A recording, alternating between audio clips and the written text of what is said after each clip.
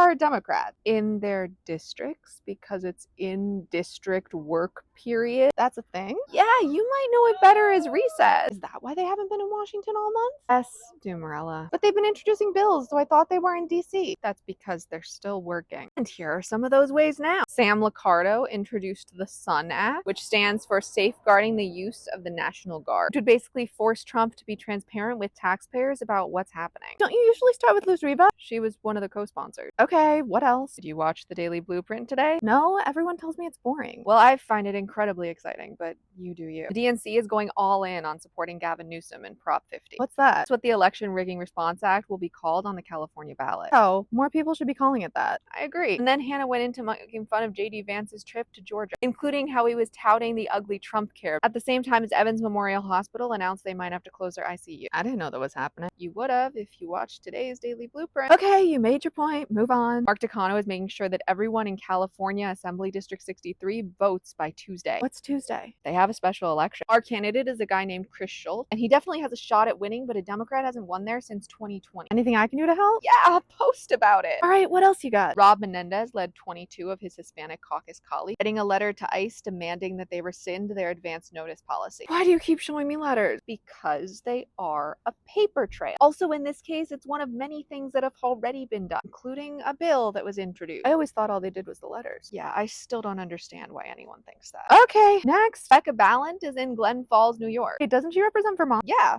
and this is Elise Stefanik's district. Why is she there? One of Stefanik's constituents wrote her a letter hoping that she could come listen to their problems because they have no one representing them. I mean that figuratively, right? Yes. She held a town hall with Paul Tonko tonight. That's really cool. Yeah, our Democrats do some really cool things. Okay, continue. Joe Neguse did this really cool video showing how Trump is a liar. But we all already know that. Yeah, Trump said that wait times for Social Security are the shortest they've ever been. Neguse called the number and showed just how long they are. How long was he on for? 90 minutes by the end of the video. And he still hadn't talked to anyone. Proof like that is kind of hard to argue against, isn't it? Well, I mean, I think so.